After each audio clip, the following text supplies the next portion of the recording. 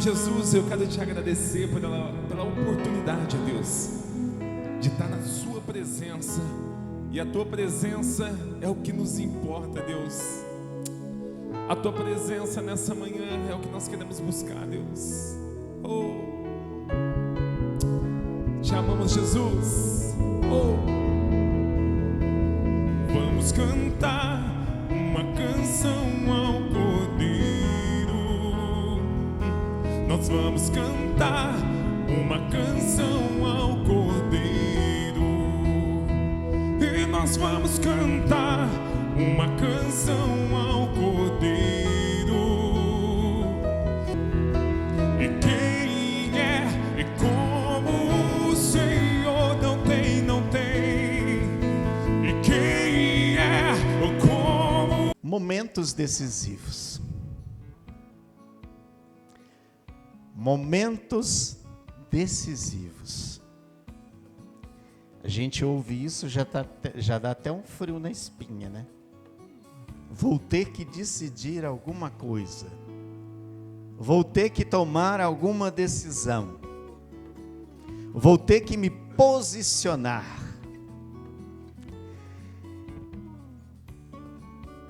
E tudo isso, queridos, o ser humano, ele passa por lutas, né? Por lutas, por momentos em que ele precisa se posicionar para alcançar os objetivos da vida dele. Que tem vezes que nós vamos encontrar caminhos, nós vamos encontrar lugares onde a decisão que nós tomarmos muda toda a nossa história. Muda toda a história onde nós estamos. Então, para alcançar nossos objetivos e estarmos na máxima intimidade com o Senhor e termos um aproveito da nossa vida 100%, sempre vai depender das decisões que nós tomarmos. E a decisão, muitas vezes, ela nos leva a ganhar ou perder. Ou, normalmente, sempre se perde alguma coisa. Nós abrimos mão de algo quando nós tomamos uma decisão. Se eu não quero engordar, eu tenho que abrir mão de comer costela. Eu tenho que abrir mão de comer carreteiro. Eu tenho que abrir mão de comer lasanha. Eu tenho que abrir mão de comer churrasco, comer pão, comer pudim. Vou parar que vocês já estão ficando com fome, né? Mas eu perdi alguns prazeres que às vezes a gente... Mas é que você também tem que comer moderado, né? Você não deve deixar de comer, mas tem que comer com moderação, né? Mas muitas vezes nós queremos comer um pudim inteiro, né? Nós queremos sentar e comer 1 quilo de costela sozinho. E Josué, lá no capítulo 24, ele tem uma decisão muito importante a tomar. Por quê? Porque estava chegando a hora, ele estava sentindo que o tempo dele estava acabando. O tempo dele estava terminando. E ele precisava deixar o povo centrado no que Deus tinha chamado o seu povo para fazer. Então vamos lá, Josué capítulo 24, 13. Eu vos dei a terra em que não trabalhastes, a cidade que não edificastes, habitais nela e comeis das vinhas e dos olivais que não plantastes. Agora, pois, temei ao Senhor, servi com sinceridade e com verdade, e deitai fora os deuses aos quais serviram vossos pais além do rio e no Egito, e servi ao Senhor. Porém, se vós parecer mal aos vossos olhos servir ao Senhor, escolhei hoje a quem servais. Se aos deuses a quem serviram vossos pais, que está além do rio, ou aos deuses dos amorreus, e cujo a terra habitais, porém eu e minha casa serviremos ao Senhor. Incline sua cabeça. Pai, nesta manhã nós oramos. Pedimos que esta palavra esclareça no nosso coração o que nós precisamos ter firmeza para andarmos, que realmente nós precisamos deixar, as decisões que nós precisamos sair daqui hoje prontas para tomarmos. Em nome de Jesus, Pai, eu creio que o Senhor é o Deus de cada vida que está aqui, cada vida que vai ouvir esta palavra depois, Senhor, seja tocada pela Tua presença, em nome de Jesus, amém? Decisões difíceis. Quem aí, quando começou a namorar, não estava entre duas pessoas para namorar? Escolho a Renata ou escolho a Felisbina? É difícil, né? Porque você sabe que vai ser até o fim da sua vida. Você sabe que você vai passar, naquela escolha vai mudar toda a tua vida. Outra coisa, mudar de trabalho. Muitas vezes as pessoas mudam de trabalho por causa do desconforto que está tendo no trabalho, ou porque foi mandado embora. Mas tem pessoas que às vezes chegam a uma encruzilhada em que ela tem propostas que é ficar naquele trabalho ou mudar de trabalho. O que fazer? O que fazer? Outra escolha, fico em Saudades ou mudo para Ribeirão? Em Saudades, toda a minha infância está lá. O riacho que eu pescava, meus amigos de escola estão todos lá. E Ribeirão eu não conhecia ninguém, a não ser um pastor José Domingos que eu conheci, uma pessoa. O que fazer?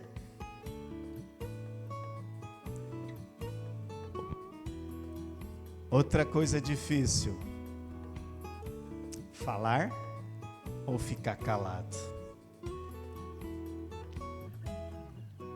Escolha difícil, né? Falar ou ficar calado?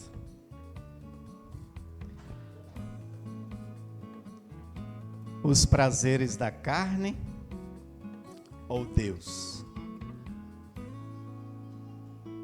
Os prazeres da vida por felicidade ou Deus?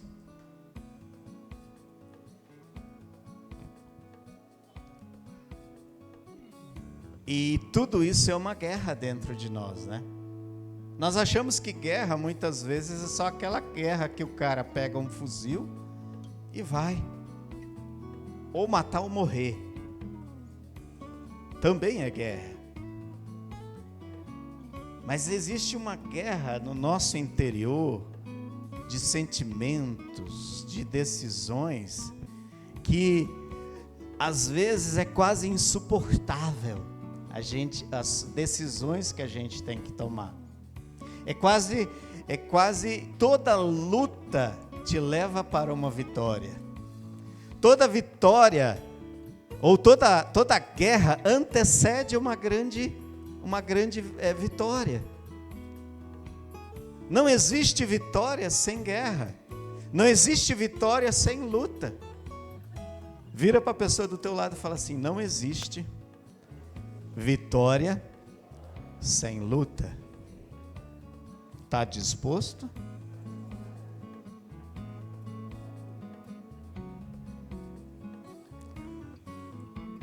Não tem como. A guerra vai vir, não adianta. As lutas vão vir, não adianta. Alguns falam assim, ai, como eu queria estar numa ilha deserta sozinho. Beleza, vai para lá. Aí você vai ter que ir atrás de água, atrás de comida, atrás de um monte de coisa. Ficar doente, tu morre sozinho. Nem sempre vai ter uma bola de basquete para você escrever o Wilson nela.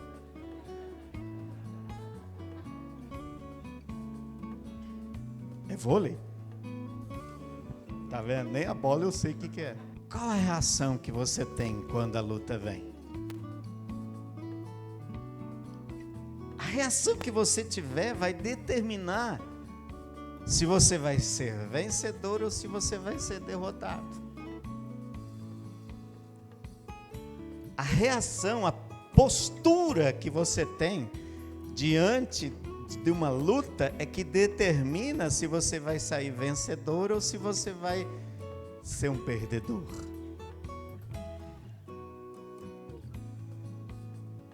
Porém, eu e minha casa serviremos ao Senhor. Esse pensamento, essa frase, tem que ficar no nosso coração. Eu e minha casa serviremos ao Senhor.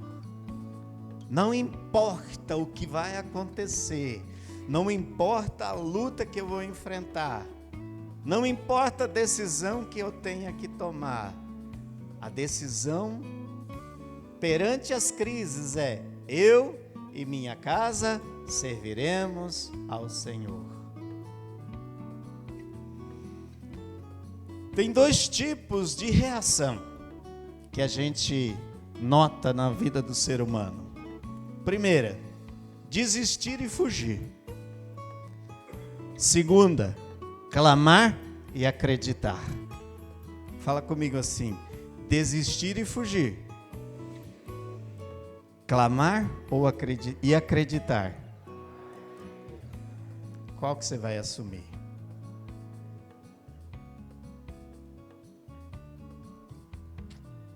Qual que você vai assumir? Quero dar dois personagens bíblicos para cada um dessas motivações aqui. Primeiro, Marcos capítulo 10, 17 ao 22, relata a história de um homem rico. Que ele vem e pergunta para Jesus: o que eu faço para herdar o reino de Deus? E Jesus fala assim: você já tem obedecido a lei? Não adultera, não mata, não rouba? Sim, tudo isso eu tenho feito. Jesus fala para ele então: vai, vende tudo que tens, vem e segue-me. O que ele fez? Fugiu, foi embora. Ele não quis Jesus, ele não quis abrir mão do conforto dele. Ele não quis desfazer ou tirar a aparente segurança que ele tinha. E seguir Jesus muitas vezes é insegurança no momento. Você não sabe o que vai acontecer lá na frente, mas se você tem uma palavra, você sabe que Deus está no negócio e é Deus quem vai te sustentar. Wilson, vai, começa uma igreja na Zona Oeste. Senhor, mas eu não tenho nada. Wilson, vai e abre. É eu quem estou te sustentando. É eu quem vou fazer. Aí a gente até brinca, eu e a Jo brinca, né? Falei, não, se vier fulano e Beltrano, que viveram com a gente 30 anos, dá pra gente pagar um aluguel. Aí pergunta, o fulano e o Beltrano veio? Não. mas Deus mandou vocês.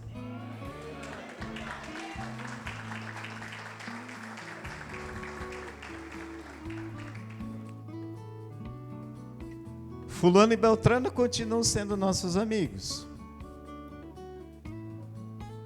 Mas foi por causa de Fulano e Beltrano que eles não vieram? Não. Foi por causa da segurança que eu e ela tínhamos no Fulano e Beltrano.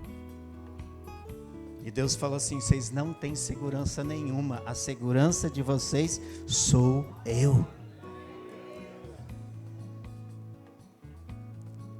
Seguir Jesus, muitas das vezes, é abrir mão da segurança momentânea que você tem. É abrir mão, às vezes, de um bom negócio, mas mais ou menos fora das 4 linhas da Constituição. Ele não veio, ele fugiu, ele não quis. Judas Iscariotes, ele andou com Jesus, ele sabia o que Jesus comia, ele sabia onde Jesus andava, ele sabia quanto Jesus recebia, porque ele era o tesoureiro de Jesus. Ele conhecia todos os discípulos de Jesus, mas chegou numa altura em que ele falou assim: o ministério do mestre está acabando, eu preciso me garantir. Vou vender o mestre para os soldados. Vendeu o mestre para os soldados, mas no dia em que Jesus foi julgado, bateu um arrependimento, porque ele sabia também que Jesus era inocente e ia morrer por algo que ele não devia.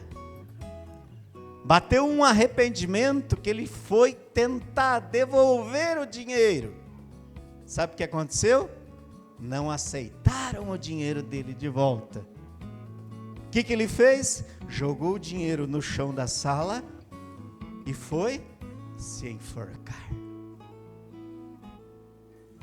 Ao contrário de outros discípulos que até fugiram.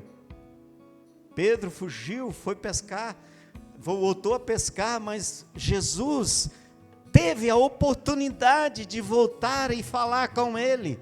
Jesus não tinha mais como falar com Judas. Por quê? Porque ele literalmente desistiu de viver. Enquanto há vida, há esperança. Enquanto você ainda respira, Deus tem algo para você. Sua função é o quê? Continuar respirando.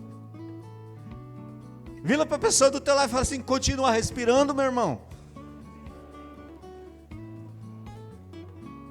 Continua respirando, que tem chance. Não acabou, Deus tem coisas para fazer. Esses 2 desistiram e fugiram.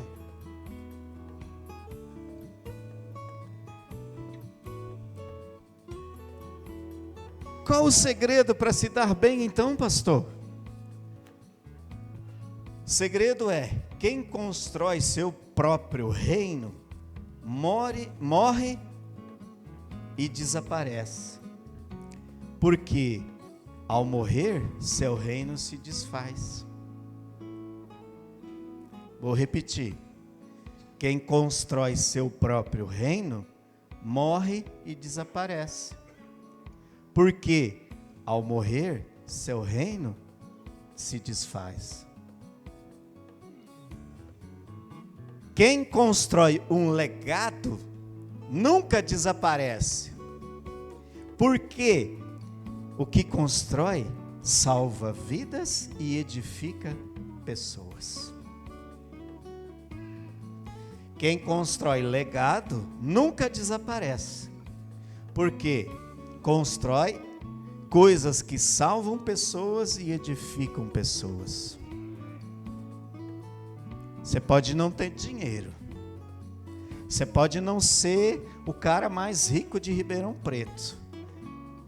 Mas se você salvar uma vida, você pregar para uma pessoa e essa pessoa aceitar Jesus, você deixou um legado da palavra de Deus.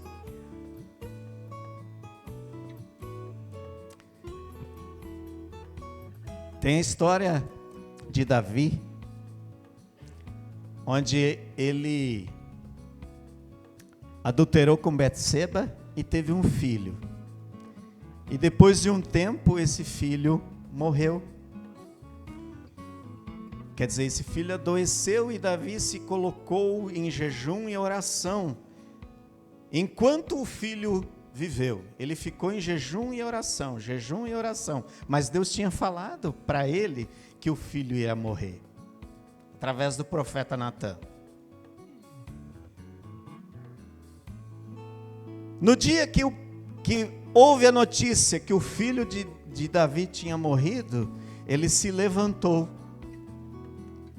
comeu e bebeu, e voltou à vida normal. E aí perguntaram para ele: por que somente agora você vai comer? Ele falou: enquanto tinha vida, eu ainda tinha esperança que através do meu arrependimento Deus poderia salvar o menino. Mas não foi vontade de Deus, Deus não quis. E aí Davi volta e namora com Betseba. E sabe o que acontece? Nasce Salomão. Salomão é o homem conhecido como o homem mais sábio da Bíblia.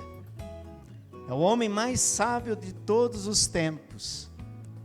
Ele poderia ter falado assim, Davi poderia ter falado assim: meu Deus, por causa do meu pecado, morreu um menino, acabou a minha história, acabou o meu legado.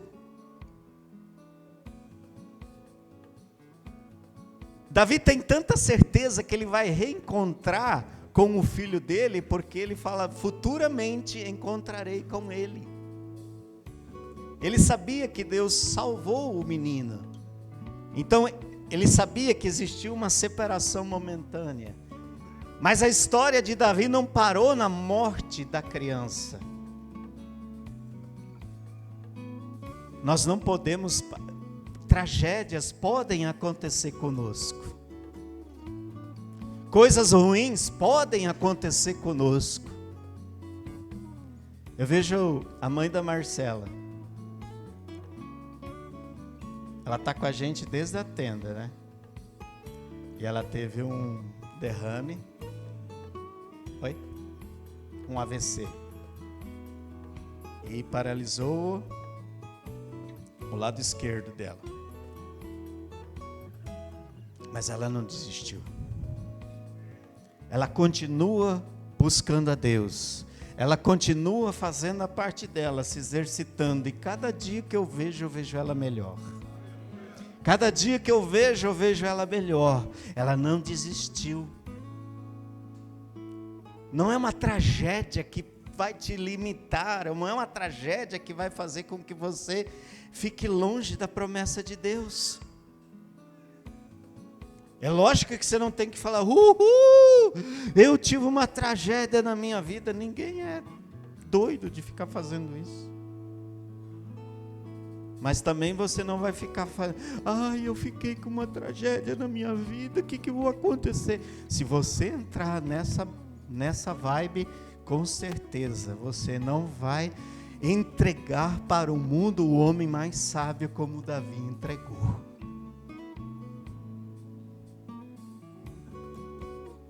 Outra pessoa que eu amo falar dela é Ana. Ana era estéril.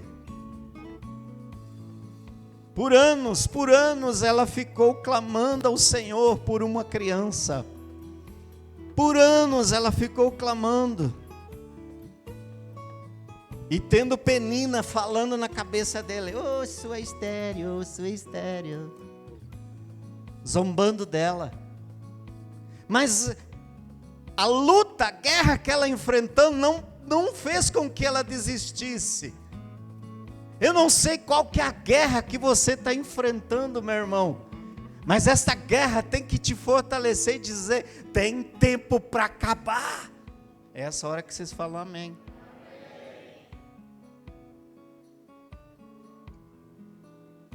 Quando nós estamos em Deus, nós temos que entender que a luta que vem para a nossa vida não é para nos destruir, mas é para nos melhorar, é para nos levar para dentro da promessa que Deus tem para a nossa vida. Quem está em Deus aí? Diga: obrigado, Jesus, pelas lutas que eu estou enfrentando. Ana ficou anos clamando a Deus por um filho. Ela não desistiu. E sabe o que ela entregou para o mundo? Samuel, um profeta, um rei, que hoje é inspiração para nós. Toda vez que nós lemos Samuel, toda vez que eu leio Samuel, eu me encho de força. Eu me encho de temor e de servir a Deus com toda integridade. Servir a Deus com todo amor, servir a Deus com todo temor.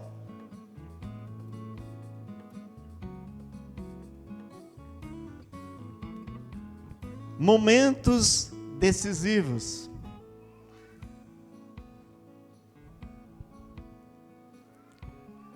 Chegou na encruzilhada. Qual lado que você vai seguir? Como tomar essa decisão, pastor? Me ajuda. Eu não vou estar lá com você e falar assim: vai para cá, toma esse caminho que é o caminho certo. Eu posso te induzir ao erro?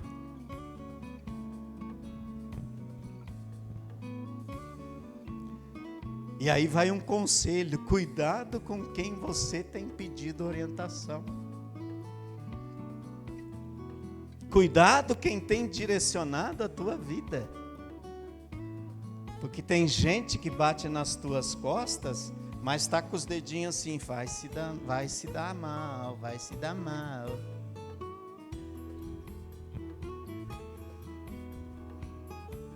Tá, pastor, você falou um monte de coisa, mas não me apontou o caminho. O caminho é: porém, eu e minha casa serviremos ao Senhor. A decisão que você vai tomar, vai servir a Deus ou vai te afastar de Deus? Aquele emprego, você vai ganhar mais, bacana. Mas este emprego vai te impedir de você exercer seu ministério na igreja, vai impedir de você estar nos cultos, vai te impedir de estar com a tua família.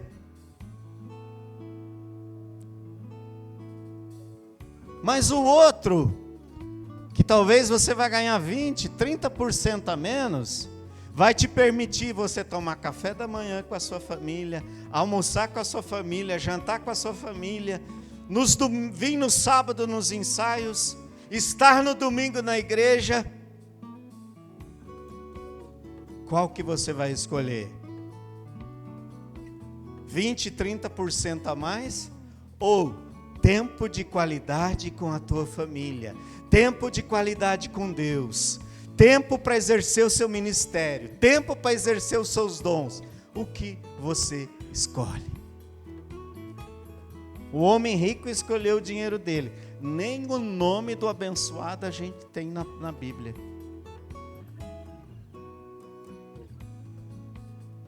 Lázaro escolheu o dinheiro. A única coisa que a gente lembra de Lázaro é que quando alguém te trai e fala assim: ou Iscariotes, ou Judas. Ninguém lembra quando alguém te trai, quando alguém te faz uma coisa de ruim, ele é conhecido como Judas, traidor. Mas a gente lembra que Davi entregou para o mundo o homem mais sábio que já se ouviu falar. Salomão também não era o homem mais sábio do mundo, mas ele pediu para Deus sabedoria. Salomão não é algo assim, já veio de fábrica.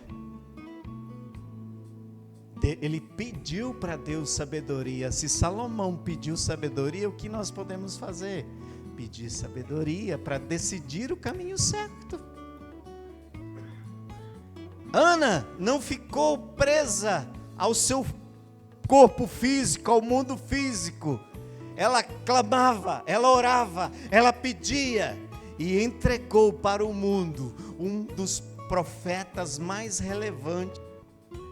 Em que momento você está? Qual a decisão que você precisa tomar? Independente da decisão que você precisa tomar, você precisa colocar na tua mente que você nunca vai errar quando você escolher servir ao Senhor. Você nunca vai ser enganado quando você escolhe servir ao Senhor. Você nunca vai sair no prejuízo quando você escolhe servir ao Senhor. O que você vai escolher? Que momento que você está vivendo? Qual a decisão que você precisa tomar hoje? Não fuja, mas clame a Deus e Ele vai fazer do que vier depois algo que vai abençoar nações, algo que vai abençoar famílias. Não construa o seu reino, mas deixe um legado para as pessoas que estão vivendo com você.